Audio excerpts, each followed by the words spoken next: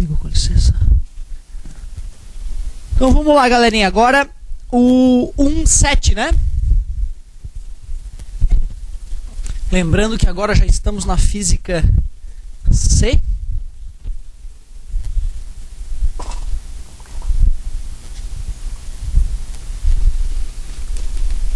Física C, página 4, exercício 1,7, já estamos no aperfeiçoamento. A corrente elétrica em um condutor metálico se deve ao movimento de... de novo? Íons, não. Prótons, não. Elétrons no sentido oposto ao sentido convencional da corrente. Bem o que a gente estudou. 0,108. Quantos elétrons um corpo deve perder para adquirir, Jezebel, uma carga de 80 coulombs, uma carga assassina de 80 coulombs, né? Como a gente já falou, 1 coulomb é carga pra caramba em um corpo paradinho. Fluindo de um corpo para o outro, não. Vamos ver. Ele quer saber quantos elétrons, é isso? Para calcular a quantidade de carga, a gente tem que pegar o número de partículas em excesso e multiplicar pela famosa carga elementar, que é a carga de um próton ou de um elétron. Ele falou que o corpo adquiriu 80 coulombs. É a carga, 80. O número de partículas que ele ganhou ou perdeu, né? Certo? É o que a gente quer determinar. E ele falou o valor da carga elementar? Ah, gente boa. 1,6 vezes 10 na menos 19. Pessoal, faria sentido dar um número negativo de partículas? Não, né? Por isso que já que aqui é positivo, aqui eu vou colocar positivo, certo? Assim, essa resposta vai ser positiva, certo? E aí tá multiplicando, passa... olha que perigo, hein? 80 dividido por 1,6 vezes 10 na menos 19. Não pode se apavorar nessa hora, hein, meu amigo? Número normal tu divide com número normal e o número esquisito tu operaria com outro número esquisito. Vamos fazer então 80 dividido por 1,6. Igual às casas? Amém. Uma casa após a vírgula. Eu vou ali e coloco uma casa após a vírgula. Uma e uma. Tchau, vírgula, bobona. 80 dividido por 16 dá 5. 5 vezes 6 é 30. 5 vezes 1, 5 com 3 dá 8. E esse zero que sobrou, tu abaixa ali. 80 dividido por 1,6 deu 50. E o que eu faço com 10 na menos 19, meus amigos? Que está na parte de baixo. Passa para cima, fica 10 na 19. Muito obrigado. 50 vezes 10 na 19 elétrons esse corpo deve perder. Só que não está numa maneira bonita de responder. Não está em notação científica. Vamos colocar em notação científica? 5. Se esse número aumentou, diminuiu, aquele tem que aumentar. Muito obrigado. 5 vezes 10 na 20 elétrons. Qual é a letra? 5 vezes 10 na 20, letra E, muito obrigado. Mas no começo, por mais que seja simples, no começo é normal a gente travar. É o que eu estava falando com a galera do primeiro ano ainda. É mais comum o cara errar do que acertar. Né? Se tu tá sempre acertando, não é normal. Mas, meu Deus, eu estou sempre acertando, tem alguma coisa estranha. Agora, se tu tá errando de vez em quando, é normal. O esquisito é acertar. Se estiver sempre acertando, fica ligado, tem alguma coisa errada. 1,09. Diz, atrita-se um bastão de vidro com um pano de lã. A lã retira 2 vezes 10 na 12 elétrons do vidro. A carga elétrica adquirida pela lã devido a esse atrito é de... quantidade de carga é o número de partículas vezes a carga elementar. Quantas partículas a lã retira? 2 vezes 10 na 12. Se a lã retirou 2 vezes 10 na 12 elétrons, vai sobrar 2 vezes 10 na 12 prótons em excesso dentro do corpo. Que se o corpo está neutro, o que é corpo neutro mesmo? Muito obrigado, garoto. O número de prótons igual ao número de elétrons. Se o cara retirou elétrons, vai ficar sobrando próton. E qual é a carga de cada maldito próton? Vezes 10 na menos 19. Número normal multiplica com o número normal. Número esquisito com o número esquisito.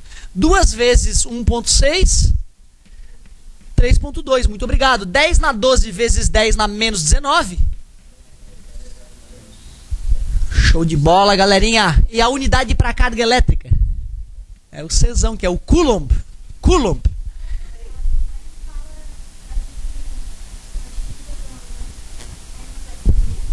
Ótimo, vamos ver. Atrita-se um bastão de vidro com um pano de lã.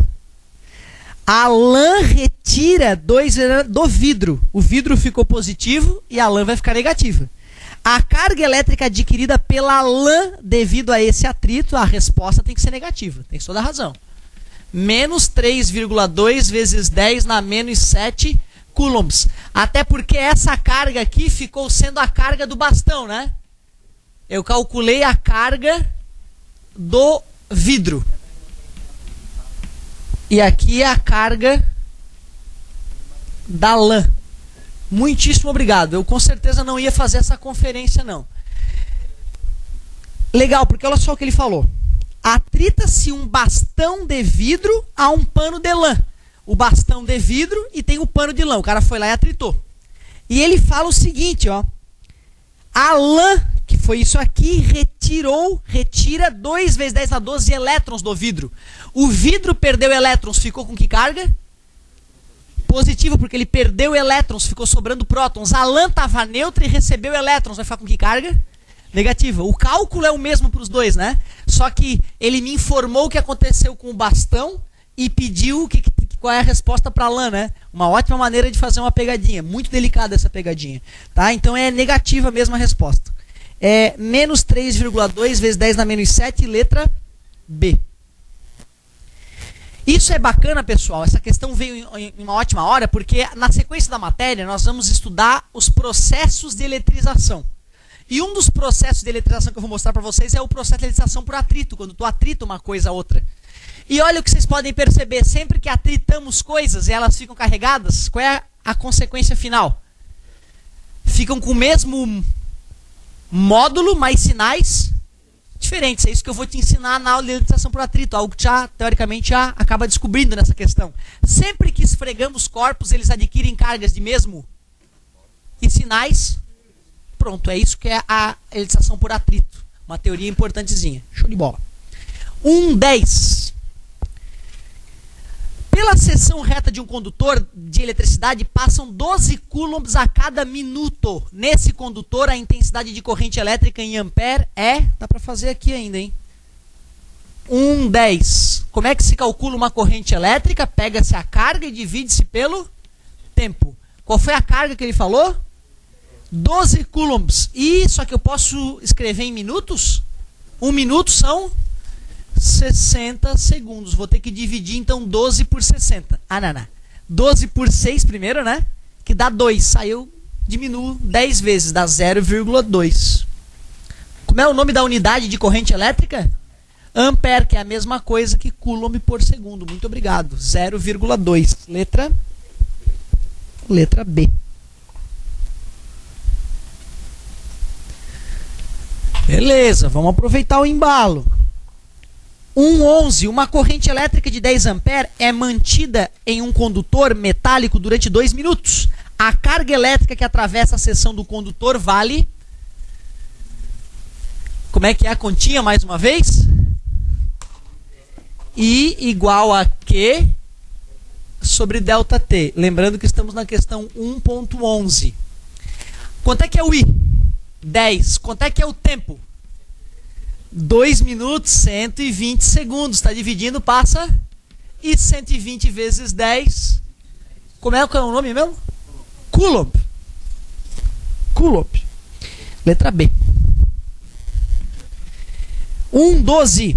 Em uma tarde de tempestade, uma região desprovida de para-raios, a antena de uma casa recebe uma carga que faz fluir corrente de 1,2 vezes 10 na 4 ampere. Aí é brabo. Em um intervalo de tempo de 25 microsegundos. Qual a carga total transferida para a antena? E o cara foi querido, ó. Como a gente não está acostumado ainda com os prefixos gregos, ele disse que o micro vale 10 na menos 6. Então vamos lá. Na 1,12, onde estamos, I é igual a Q sobre ΔT. Quanto é que foi a corrente? 1,2 vezes 10 na 4. A carga eu quero saber em quanto tempo?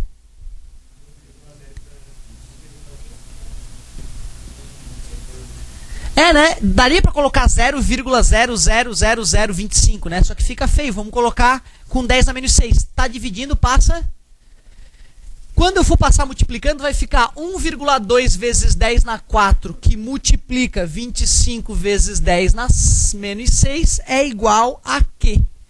Que é igual 25 vezes 12.